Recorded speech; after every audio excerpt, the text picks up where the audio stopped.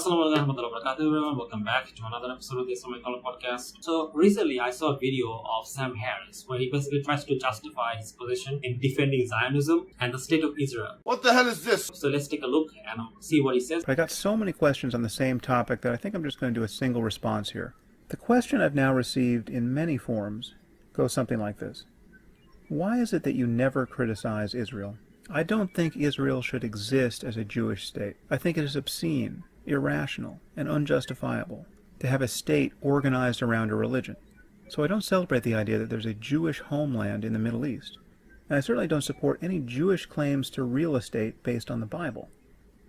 Though I just said that I don't think Israel should exist as a Jewish state, the justification for such a state is rather easy to find.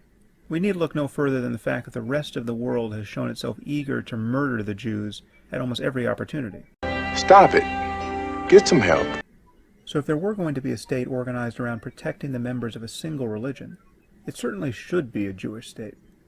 Now, friends of Israel might consider this a rather tepid defense, but it's the strongest one I've got. What? He says that the state of Israel should exist because the Jewish people are persecuted, right? The Jewish people are persecuted, and because of this, a state for the Jewish people should exist. First of all, under Judaism, Jewish people are actually not allowed to gather in one place. I've heard this from some rabbis that I've seen clips of on YouTube. I don't know whether it's absolutely certain or not. But I've seen many rabbis say that Jewish people are actually not allowed to gather in one place. They're also not allowed to steal other people's land, which is what's happening right now. So all of this is against Judaism, by the way. The concept of state of Israel is against Judaism. What's interesting is that what he doesn't realize is that Sam Harris actually justified why Muslims should have caliphate, or why Muslims should have an Islamic state. He doesn't realize this, but he just justified why Muslims should have an Islamic state. For example, he said that because the Jewish people are persecuted, that's why they should have a state. But the Muslims are also persecuted. So then why shouldn't we have a state? Right? So basically, the argument could be for the following. If someone is persecuted, they should have a state. Muslims are persecuted, therefore the Muslims should have a state. There you go. Now, again, the thing is that just because someone is persecuted doesn't mean that they should have a state. And the reason why I believe Muslims should have a state is because I believe that Islam is the truth, and I believe Islam is the most just system, and anyone who lives under the system will benefit, especially the Muslims. That's why Muslims should have an Islamic state. However, if I were to follow Sam's logic, then yeah, anyone can claim a stateship. Anyone can claim a state if they feel like they're persecuted. But this is bizarre. I mean, as a matter of fact, you can even say that criminals, like rotten criminals, should have a state because they're also persecuted. They're persecuted by their government, the law enforcement, right? For example, I could argue the following. If someone is persecuted, they should have a state. Criminals are persecuted, therefore criminals should have a state. Doesn't it make any sense? It's a stupid argument. I think the idea of a religious state is ultimately untenable. Needless to say, in defending its territory as a Jewish state, the Israeli government and Israelis themselves have had to do terrible things. They have, as they are now, fought wars against the Palestinians that have caused massive losses of innocent life. More civilians have been killed in Gaza in the last few weeks than militants. Now that's not a surprise, given that Gaza is one of the most densely populated places on Earth. Occupying it, fighting wars in it, is guaranteed to get women and children and other non-combatants killed. Israel built bomb shelters to protect its citizens. The Palestinians built tunnels through which they could carry out terror attacks and kidnap Israelis. Should Israel be blamed for successfully protecting its population in a defensive war? How should I say it? He's so pretentious. What I find interesting is that he says things so slowly. It's so stupid. He's trying so hard to make himself sound smart, but in reality he's not that smart. He's just not that guy. Okay, he's not Graham Uppy. Okay, he's not like Noam Chomsky. Right? He's not these people. He's not an intellectual. He's not that smart. He says that this is a defensive war. Dude, are you messed up in your head? Imagine if I come and rob someone. Imagine if I come to someone's house and take over that house using guns, and I kick those people out and put them in this kind of small room, And then when those people try to fight back, I say that, and then the police comes, and I say that, I'm just defending myself. And let's completely ignore the fact that you literally stole these people's land. Let's ignore all that. And let's just act like you're defending yourself is the only thing that happened. Same thing is happening here. Like the Israelis, like it's an illegal occupation. It's an illegal occupation, Sam. Like, do you not understand what these words mean? Illegal occupation. These people took their land by force. These lands don't belong to them. There is no justification for this. And simply, their persecutor doesn't justify them stealing land. This also defensive war. How is this defensive? According to one statistic, nearly 3,793 Palestinian civilians have been killed in this conflict. By the way, I find it funny how he's saying that Israel is is so relaxed, like they're not the aggressor here. But in reality, they killed nearly 3,000 innocent people. And only Israeli that has been killed is 177. Like, how is this defensive? Like, how is this defensive? Also, another thing is that here he's committing the naturalistic fallacy or the is-ought fallacy. I mean, just because then later on he says that, people die in war, so it's normal for people to die in war. Therefore, it's okay what the Israelis are doing. It's okay the fact that they are killing innocent civilians because it's just war, right? And people get killed in war. I mean, again, this is a fallacy because just because in warfare people die doesn't mean it is justified to kill people in warfare. I mean, yes, it is the case that sometimes murder happens, but just because murder happens doesn't mean that you should go out and murder people. Like, those two things don't follow. Then, what's interesting is that in an article, he tries to justify and doubles down on his position.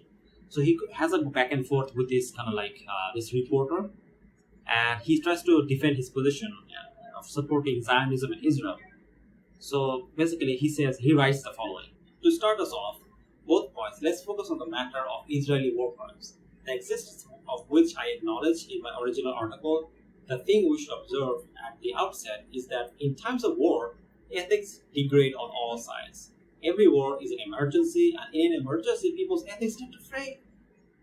So it's okay to kill kids. It's okay to kill kids because, people die in war. It happens. Shit happens, right? Or just get tossed to the window. And it seems to me there's nothing remarkable about this. I mean, did this piece of shit just say that there's nothing remarkable about children dying? Or war criminals killing children? Like, did this piece of shit just say that? Like, imagine anyone else in the world said this. Like, the world would be up in flames. And yet, this guy goes to TED Talks and get praises from people when he's advocating that there's nothing special about Israelis killing Palestinian children. This is the morality these people want to teach. And these are people that say that Islam is evil. Let's compare this with what Islam teaches. In Islam, we don't believe that you can kill innocent people in warfare or otherwise. For example, there's a hadith where the Prophet said, narrated Rabbi Ibn Rabi, he said, when we were with the Messenger of Allah on an expedition, he saw some people collected together over something and sent a man and said, see what are these people collected around. He then come and said, they are around a woman who has been killed. He said, this is not one with whom fighting should have taken place. Khalid ibn Walid was in charge of the band. So he went, so he sent a man and said, tell Khalid not to kill woman or hired servant. Read about this in Surah Nabi Dawud 2669.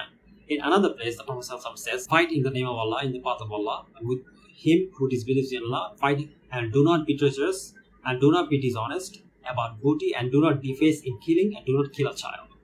You can read about this in Surah Nabi Dawud 2630. Now, the thing is that what's interesting is that in the 7th century, not killing civilians would be very difficult. But even after that, the Prophet took measures to make sure that innocent people doesn't get killed. The Prophet did that. And you're telling me Israel, the state of Israel, one of the most highly technologically advanced countries in the world, they kind of figure out a way to not kill civilians.